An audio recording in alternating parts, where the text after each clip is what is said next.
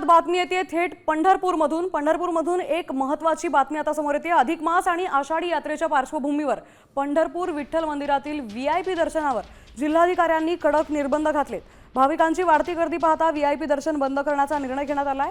नियमांचं उल्लंघन टाळण्यासाठी दररोज सीसीटीव्ही फुटेजची तपासणी केली जाणार आहे। दोषी आढळणाऱ्या कर्मचाऱ्यांवर किंवा खासगी व्यक्तींवर कठोर कायदेशीर कारवाईचा इशारा देण्यात आलाय। तर विठ्ठल मंदिरातील सीसीटीव्ही कंट्रोल रूम मधून आढावा घेतात आपले प्रतिनिधी भरत नागणे। पाहूया।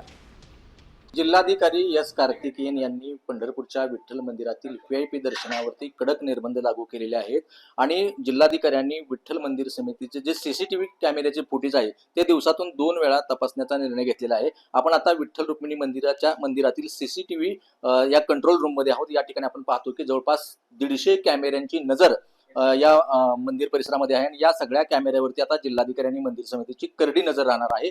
लाखो भाविक पंढरपूरमध्ये आलेले आहेत। येणाऱ्या भाविकांचं सुलभ आणि चांगलं दर्शन व्हावं यासाठी मंदिर समितीने खरं तर आता कडक भूमिका घेतलेली आहे। व्हीआयपी दर्शनाला निर्बंध घातलेले आहेत। त्या दृष्टी आपण बघतो की खरं तर हे सगळे सीसीटीव्ही कॅमेऱ्यावरती आता करडी नजर राहणार आहे आणि या जर दोषी कोण कर्मचारी असतील किंवा खासगी व्यक्ती कोण व्हीआयपी दर्शन देण्याचा प्रयत्न करत असतील तर त्याच्यावरती आता पोलीस कारवाई केली जाण्याचे संकेत देखील जिल्हाधिकाऱ्यांनी दिलेले आहेत। आपण एकूणच बघतो या सगळ्या परिस्थितीवरती नियंत्रण ठेवण्यात आलेले आहे। त्यामुळे कुठेतरी आता व्हीआयपी दर्शनाला चाप बसण्याची शक्यता आहे।